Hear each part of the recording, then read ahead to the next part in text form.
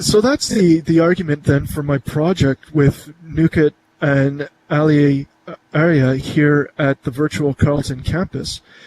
It's to use the metaphors of archaeology, the layers, the contexts, and to make them real.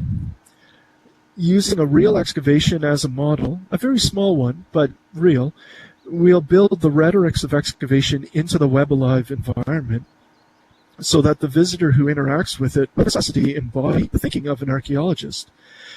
Like the ancient virtual worlds, to interact with it will be to be inducted into the secret knowledge of archaeology.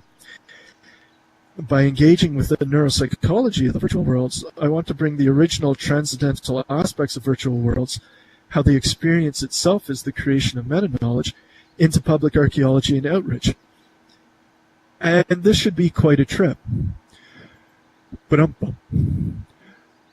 a few years ago, I began to experiment on a small scale in Second Life.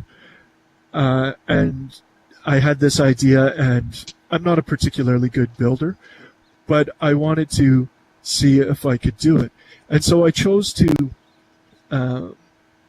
we talk in archaeology about layers and how stratigraphy is built up.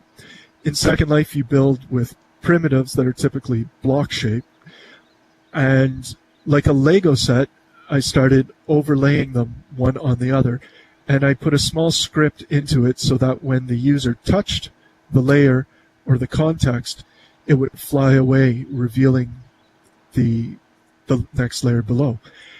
And I was also able to tie it into external archaeological databases so that the student would encounter real archaeological material. So as a small thought experiment, it seemed to work reasonably well. And then I thought, okay, if that works so well, maybe I can create an excavation, an archaeological site in Second Life by simulating the way real excavations, or the way archaeology is created in the wild, as it were. And there's a collective of artists who are similarly interested with digital material culture, and they created a virtual dumpster where you can offload any objects you've collected in Second Life, and they will begin to decompose. They did the programming for that. And I thought, okay, I'll try and use that. And I will try and let this small cabin in the woods fall apart and become buried in Second Life soil. But this is where I ran up against some of the procedural rhetorics of Second Life, because in the cosmology of Second Life, the land floats on top of the ocean. So if you start to dig too deeply, and I in fact included the wrong slide here, but if you dig too deeply, you fall into the ocean beneath your piece of land. And so that whole approach didn't work. I'm a great believer in trying different things and learning from my mistakes. So with Nukit and Ali, and in the Web Alive environment, we're going to try and avoid these mistakes that I made in Second Life. Unfortunately, the institution that I was involved with at that point decided that Second Life just wasn't for them, and they sold the land out from under me, and so my virtual excavation in Second Life has disappeared, which is kind of fitting because ultimately in archaeology, immortality is only granted through the quality of your record keeping. One of the things that I did in that was connect the archaeological site to an online database and record keeping system that practicing archaeologists use.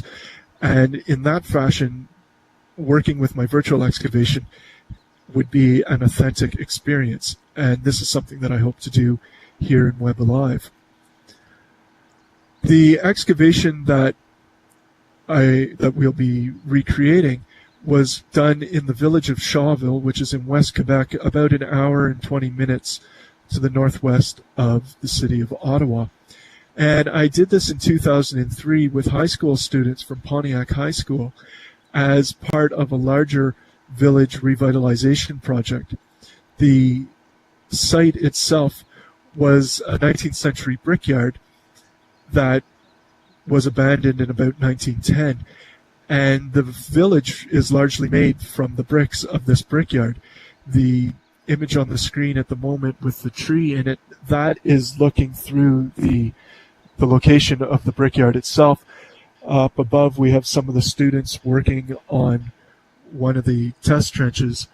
And here we have on the bottom right, that's a photograph of the brickyard in its heyday. So it's a limited excavation. We're building a prototype in Web Live that we hope to have able to be visited by January. And I would really appreciate your visits to it when it's live, your feedback, your experience with it, what works, what doesn't work. And we will try to expand on this.